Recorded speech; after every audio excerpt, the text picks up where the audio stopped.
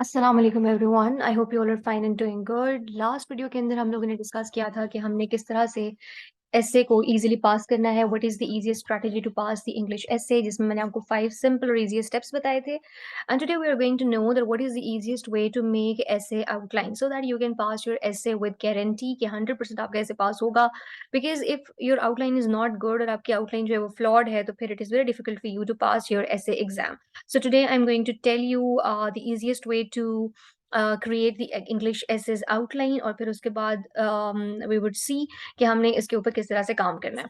आप सबको पता है कि जो आउटलाइन का स्ट्रक्चर है वो कुछ इस तरह से नजर आता है, जिसमें आउटलाइन बनाते हुए सबसे पहले हम लोग थीसिस स्टेटमेंट डिफाइन करते हैं बेस्ड अपॉन कि हमने कौन सा टाइप ऑफ एसे चूज किया है। टाइप्स ऑफ एसे के ऊपर भी मेरी वीडियो जो है वो प्रीमियर हो रही है very soon, and we are going to discuss in detail के टाइप्स ऑफ एसे जो है वो कौन कौन से हैं और कौन से एसे जो है वो सेफेस्ट होता है चूज करने के लिए। बट फॉर नाउ मैं आप लोगों को ये बताना चाहूंगी कि अगर आप जो है वो एक ऑलराउंडर कैंडिडेट नहीं है, तो you should always not go for the literary essays को अवॉइड करें। हाउएवर अगर you are an all rounder type of writer जिसको हर तरह के एंगल के ऊपर बात करने का पता है, और वो लिटरेरी टॉपिक को किसी भी टाइप से रिलेट कर सकता है, किसी भी साइड से रिलेट कर सकता है, तो then it's fine for you to go for the literary essays. However it's always good to choose argumentative और the descriptive assess.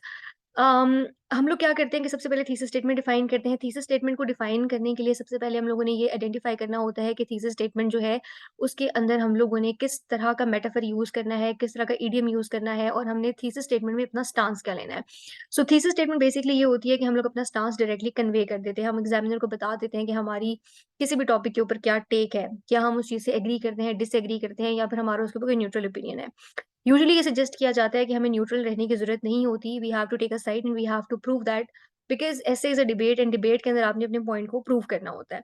So thesis statement के अंदर हम लोग सबसे पहले based upon the type of essay we are going to define कि what is our take.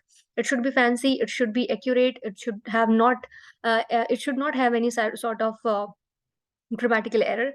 और एक और चीज़ का जो आपने ख़्याल रखना है वो ये रखना है कि थीसिस स्टेटमेंट जो है उसके अंदर जो भी आप मेटाफर यूज़ करें वो इसके साथ टोटली और कंप्लीटली रिलेट होना चाहिए। फॉर एग्जाम्पल अगर टॉपिक आ जाता है कि democracy and literacy do not move together, तो उसके अंदर जो थीसिस स्टेटमेंट आपने देनी है उसमें आपने अपना स्टांस डायरेक्टली कन्वे करना है, और आपने बताना है कि आप इसके ऊपर क्या सोचते हैं कि क्या लिटरेसी और democracy they do not move together और दे कैन मूव टुगेदर।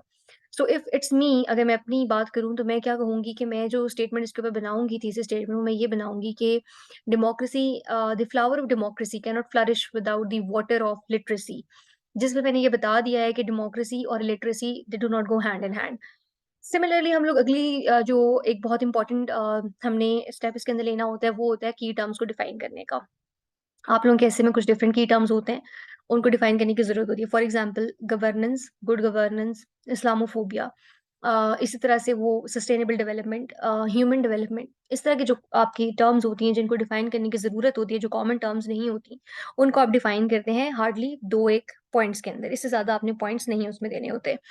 उसके बाद आप हमेशा जो अपना ऐसे होता है उसको डिफरेंट लेवल्स के अंदर ब्रेक करते हैं। फॉर एग्जाम्पल हम लोगों ने अगर ये स्टांस लिया है कि literacy and democracy, illiteracy and democracy do not move together, तो हम लोगों ने इस चीज़ को प्रूव करना है कि बाकी जो हमारा स्टांस है वो किन किन पॉइंट्स, किन किन बेसिस के ऊपर ट्रू होल्ड होता है।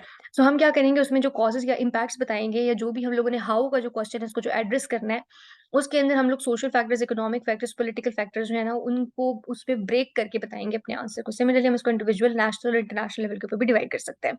सो हमेशा ऐसे को जो है वो आपने डिफरेंट लेवल्स पे डिवाइड करना है, ताकि आपके एग्जामिनर को आपकी इनसाइट का अच्छे तरीके से आइडिया आइडिया हो जाए। टॉपिक को एक्सपैंड करने के लिए बहुत ज़रूरी है कि आप उसकी इम्पोर्टेंस भी बताएँ। फॉर एग्जाम्पल अगर वो आपसे कहता है कि crisis of governance in Pakistan, तो आपने क्राइसिस ऑफ गवर्नेंस को पहले एक्सप्लेन किया कि पाकिस्तान में क्राइसिस ऑफ गवर्नेंस है। उसकी आपने डिफरेंट रीज़न्स दी, आपने सोशल, इकोनॉमिक, पॉलिटिकल रीज़न्स दे दी, या फिर आपने इंडिविजुअल, नेशनल, इंटरनेशनल रीज़न्स दी। उसके बाद आप बताएँगे कि why there is a need to have the stable governance, और why there is persisting crisis of governance in Pakistan. So why को भी हमने एड्रेस करना है। उसके बाद हम concluding the essay we would see कि हमने यहाँ पे रिकमेंडेशंस क्या देनी है। याद रखें कि रिकमेंडेशंस आपके हमेशा 3 से 5 होनी चाहिए, और बहुत हाई लेवल रिकमेंडेशंस होनी चाहिए। अगर आपकी रिकमेंडेशंस जो हैं वो ऑर्डिनरी होंगी, कॉमन मैन जैसी होंगी, तो वो थोड़ा-सा लेस इम्पैक्ट देता है। हमेशा जो आपकी रिकमेंडेशंस होनी चाहिए वो हाई लेवल होनी चाहिए, प्रैक्टिकल होनी चाहिए और वो आपकी एक ब्रॉड ग्राउंड के ऊपर बेस करनी चाहिए। एंड में हम लोग कंक्लूजन देंगे, कंक्लूजन के अंदर हमने अपने पूरे के पूरे एसे को नट शेल के अंदर कंक्लूड करना है और हमने ये बताना है कि हमने अपनी इस पूरी डिबेट से क्या चीज़ कंक्लूड की है। हमेशा इसको रेलेवेंट कोट के साथ हम एंड करेंगे। अगर आप डिस्क्रिप्टिव ऐसे नहीं चूज़ करें बल्कि आर्गुमेंटेटिव ऐसे चूज़ करे हैं, तो एंड पे हमेशा उसका रिबटल आपने कंक्लूजन से पहले लाज़मी देना है। फॉर एग्ज़ाम्पल आपको आपका जो है वो ऐसे क्वेश्चन था कि इंफॉर्मेशन टेक्नोलॉजी अ कर्स और a blessing. Now this is basically an argumentative essay. You have to choose one side and you have to prove it. For example, अगर आप कहते हैं कि IT is a blessing, तो इसका ये मतलब नहीं है कि वो कर्स नहीं है और अगर आप कहते हैं कि वो कर्स है तो इसका ये मतलब नहीं है कि वो ब्लेसिंग नहीं है। सो जब आप इस तरह कोई ऐसे चूज करें तो एंड पे आप उसका रिबटल भी दें। Rebuttal basically tells your examiner that you are an all rounded type of student and you know exactly कि आपने जो बात की है सिर्फ वही आर्ग्यूमेंट एग्जिस्ट नहीं करते बल्कि उसकी एक अदर साइड भी है, other side of the coin also exist. So and पे जब ये सारे पॉइंट्स आप एड्रेस कर लेंगे तो आपकी जो आउटलाइन है वो इस तरह से नजर आएगी, बहुत खूबसूरत भी नजर आएगी, बहुत कंप्लीट नजर आएगी, कॉम्प्रिहेंसिवनेस उसके अंदर होगी, रेलिवेंस उसके अंदर होगी।